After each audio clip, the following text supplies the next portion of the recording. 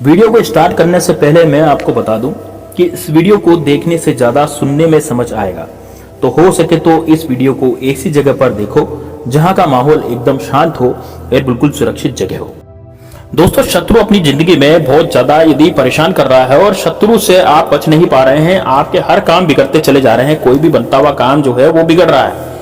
तो आज जो टोटका मैं आपको बताने जा रहा हूं वो एक माचिस की तीली का टोटका है। इस माचिस की तीली के टोटके से आप अपने शत्रु का नाश कर सकते हैं। किस तरह से माचिस की तीली को दबाना है और किस तरह से उस टोटके को करना है, तो पूरा प्रोसेस मैं आज आपको इस वीडियो में बताने जा रहा हूं, इसलिए वीडियो को ध्यान से जरूर देखिएगा। साथ में दोस्तों वीडियो को जरूर लाइक कर दीजिएगा ताकि आपके जीवन में जो हनुमान जी हैं उनकी कृपा पूरी तरह से बनी रहे, क्योंकि हनुमान जी से प्रेरित होकर ही हम ये वीडियो बनाते हैं, उनके आशीर्वाद से ही वीडियो बना पाते हैं।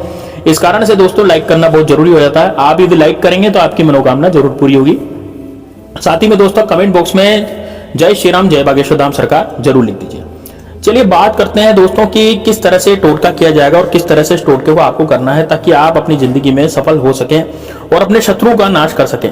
दोस्तों इस टोटके इतना ताकतवर है कि यदि आपने इस टोटके को कर लिया तो आपका जो शत्रु है वो बुरी तरह से धाराशायी हो जाएगा, पूरी तरह से निस्तानाबूद हो जाएगा, उसके जीवन में कुछ भी सार नहीं रहेगा। मतलब कि ये मान के चलिए कि वो जिस दम पे फूट रहा था तो वो दम भी उसका निकल जाएगा, साथ ही में दोस्तों उसकी अकड़ भी सारी की सारी शत्रु की निकल जाएगी, आपके पैरों में आकर के वो गिड़गिड़ाएगा। इतना जबरदस्त ये टोटका है, आज तक यूट्यूब पे किसी ने इस टोटके को नहीं बताया। तो दोस्तों इसलिए इस वीडियो को बिल्कुल लास्ट तक जरूर देखना, बहुत ही काम का वीडियो आपके लिए और बहुत ही जबरदस्त इस नॉलेज में लेकर आया हूँ ताकि आपके जीवन में से शत्रुओं का नाश हो जाए। दोस्तों माचिस की तीली जो होती है ना वो बहुत ही जबरदस्त होती है। ऐसे तो हम सोचते हैं माचिस की तीली जलाने वाली होती है, दोस्तों तीली जो होती है वो ही आग लगाती है। और माचिस की तीली से अच्छों के जो घर है, अच्छों के घमंड है वो टूटे हैं, क्योंकि दोस्तों ये जलाने वाली होती है। इस कारण से इस तीली से जब आप टोटका करेंगे तो आपके शत्रु का घर भी जलेगा, यानी कि आपके शत्रु जो बहुत परेशान आपको कर रहे थे अभी तक और वो इतना ज्यादा बुरा आपके बारे में सोचते थे और अभी भी सोचते हैं कि भाई इसका तो बुरा हो जाए, क्योंकि आप तरक्की करते चले जा रहे हैं। अब तरक्की करने वाले के तो शत्रु दोस्तों होते चले जाते हैं, क्योंकि ईर्ष्यावश आपसे ईर्ष्या करते हैं, आपसे जलते हैं शत्रु, इस कारण से वो शत्रु बढ़ते चले जाते हैं। जो व्यक्ति जितनी तरक्की करता चला जाता है उसके शत्रु उतने ही बढ़ते चले जाते हैं, है ना। मान लीजिए आज आपके 50 शत्रु हैं तो कल 100 हो जाएंगे, तो इस तरीके से आपके शत्रु भी बढ़ते चले जाते हैं। अब शत्रु बढ़ते चले जाते हैं तो उनको रोकने के कोई भी उपाय होंगे, तो वही उपाय हम आपको इस वीडियो में बताने जा रहे हैं, जो कि माचिस की तीली से आपको करना है। दोस्तों माचिस की तीली में राहु और केतु का वास भी होता है, इस कारण से इसको शत्रु नाश के लिए बहुत ज्यादा उपयुक्त माना जाता है। और इस टोटके को यदि आप कर लेंगे तो बिल्कुल भी एक भी रुपया आपका इसमें नहीं लगने वाला है, 1 रुपया भी आपका नहीं लगेगा।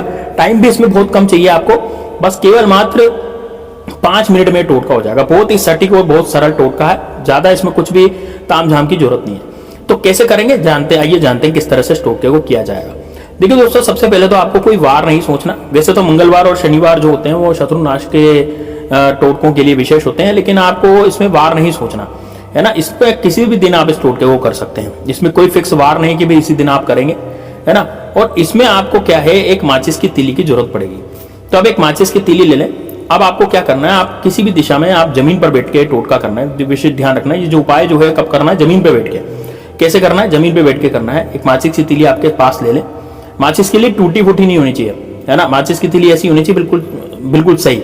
ऐसे नहीं बहुत से लोग टूटी फूटी या टेढ़ी मेढ़ी माचिस की तीली ले लेंगे। माचिस की तीलियां खूब सारी होती है, माचिस में से अच्छी सी तीली निकाल लें और आप अपने कमरे में बैठ जाएं। दोस्तों विशेष ध्यान रखें कि जब भी आप अपने कमरे में इस टोटके को कर रहे हैं या फिर आप छत पे भी इसको कर सकते हैं, तो वहां पर एकांतवास होना चाहिए, वहां पर कोई नहीं आना चाहिए, रुकना, कोई आपसे पूछना चाहिए कि आप क्या कर रहे हो क्या नहीं कर रहे हो, क्योंकि एक बार टोक लगने के बाद फिर टोटका जो है वो पूरी तरह से बाधित हो जाता है, वो टोटका आपका काम नहीं करता। तो इस बात का विशेष ध्यान रखें। कई लोग कमेंट्स में बोलते हैं कि गुरुजी आपका टोटका काम नहीं कर रहा, कई लोग बोलते हैं कि आपका टोटका काम कर गया। अब वो जिनके लिए काम कर गया उन्होंने तरीके से करा, जिनके लिए काम नहीं करा उन्होंने तरीके से नहीं करा, या तो उनसे कोई चूक हो गई या फिर हो सकता है कि किसी ने उनको टोक दिया होगा, ठीक है ना। तो आपको विशेष देश में यही ध्यान रखना है कि भाई आपको कोई रोके टोके नहीं।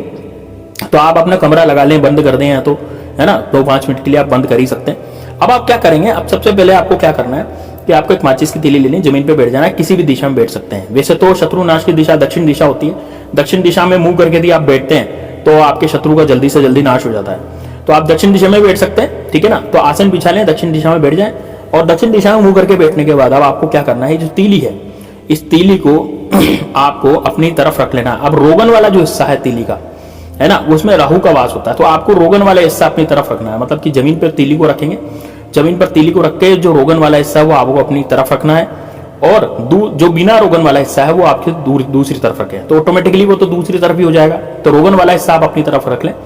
उसके बाद आपको क्या करना है, उसके बाद अपने बाएं अंगूठे से, यानी बाएं हाथ के अंगूठे से उस रोगन वाले हिस्से को दबा लेना है।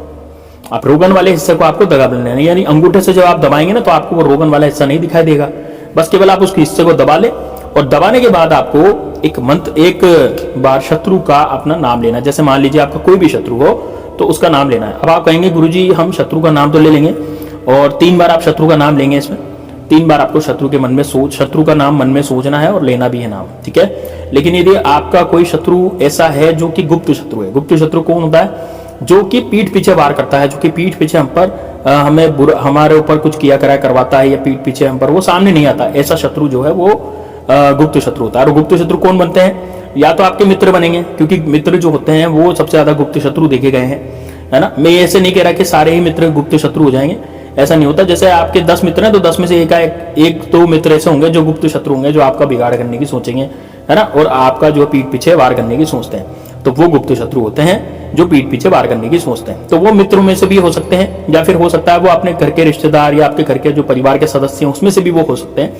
तो कहीं से भी हो सकते हैं गुप्त शत्रु, ठीक है। अब आप क्या करेंगे, जैसे जो आपके गुप्त शत्रु हैं वो आप चाहते हैं कि उनका भी नाश हो, तो आप क्या करेंगे, आप अपने गुप्त शत्रु के नाम पे शत्रु शत्रु बोलेंगे 3 बार, है ना।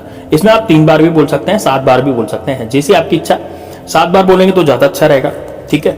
यदि आप नाम नहीं जानते तो आप केवल शत्रु शत्रु 7 बार और मन में सोचेंगे शत्रु के बारे में। अब अंगूठा आप हटा लेंगे। अंगूठा हटाने के बाद आप रोगन की तरफ से ही उसको पकड़ेंगे हाथ से।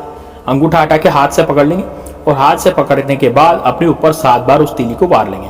अभी एंटी क्लॉकवाइज भी वार सकते हैं, क्लॉकवाइज भी वार सकते हैं, किसी भी तरह से आप वार लें, लेकिन आप 7 बार अपने ऊपर इसको घुमा लें। घुमाने के बाद इसके आपको 2 टुकड़े करने हैं, वो बाएं हाथ से ही करने हैं। सारा काम आपको बाएं हाथ से करना है, दाएं हाथ का इस्तेमाल इसमें नहीं करना। इस तीली के 2 टुकड़े करने। 2 टुकड़े करने के बाद आप इसको जमीन पर रख देंगे अलग अलग। तीली के 2 टुकड़े हो जाएंगे, एक तो रोगन वाला हिस्सा, एक वो दूसरा वाला हिस्सा। तो दोनों टुकड़ों को आपको जमीन पर रख देना है, और जमीन पर अपने लेफ्ट पैर से यानी बाएं पैर से इसको दबा लेना है। दबाने के बाद आपको एक मंत्र मैं बताने जा रहा हूं, वो मंत्र आपको पढ़ना है।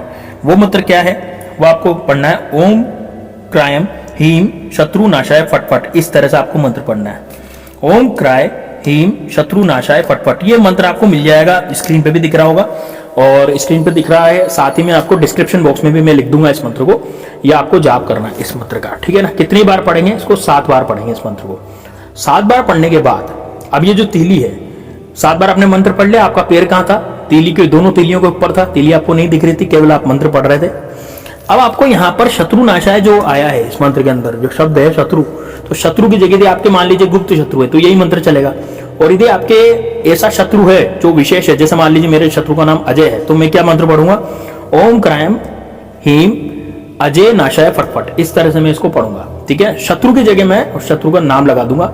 जैसे मान लीजिए अजय मेरे शत्रु का नाम है, तो मैं यहाँ पे अजय, आपका जो भी शत्रु का नाम है उसका पहला अक्षर, शत्रु का पहला जो शब्द है उसको आप यहाँ पे लगा देंगे, ठीक है।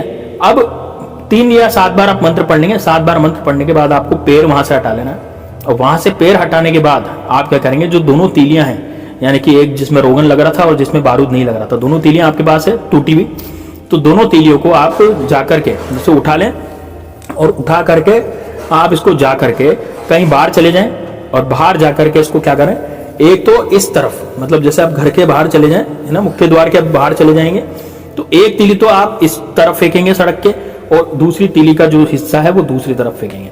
इस तरह से फेंक सकते हैं। अब यहाँ पर आप है ना, जैसे घर के बाहर कहाँ जाएंगे, तो घर के बाहर आप किसी सुनसान जगह में जा सकते हैं, या किसी चौराहे पर जा सकते हैं, या कहीं किसी रोड पर कोई आता जाता नहीं हो तो वहां भी आप जा सकते हैं। ऐसे आप जाकर के एक तिली को उधर और दूसरी तिली को उधर की तरफ फेंक देंगे। बस ऐसे, मतलब इस तरह से फेंकेंगे कि वो तिलियां आपस में जुड़ नहीं सके। बस इस तरह से आपको उसको फेंकना है। फेंकने के बाद आपको तुरंत घर आ जाना है। घर आकर के अपने हाथ मुंह धो लेने, स्वच्छ हो जाना है, और स्वच्छ हो करके ही इस कार्य को मतलब आप अपने कार्य में लग जाना है। दोस्तों अब इससे होगा क्या, इसके रिजल्ट आपको 3 दिन में दिखना शुरू हो जाएंगे। यानी 3 दिन के अंदर आपको ये पता लग जाएगा कि आपका शत्रु कौन है।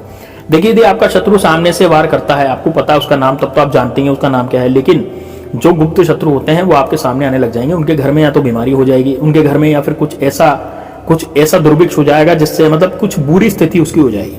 है ना, कोई बुरी खबर आपको शत्रु की मिल सकती है, तो आप पहचान जाइएगा कि यही मेरा शत्रु है, क्योंकि मैंने ये उपाय किया था, इस उपाय के कारण इस शत्रु की यह हालत हुई है।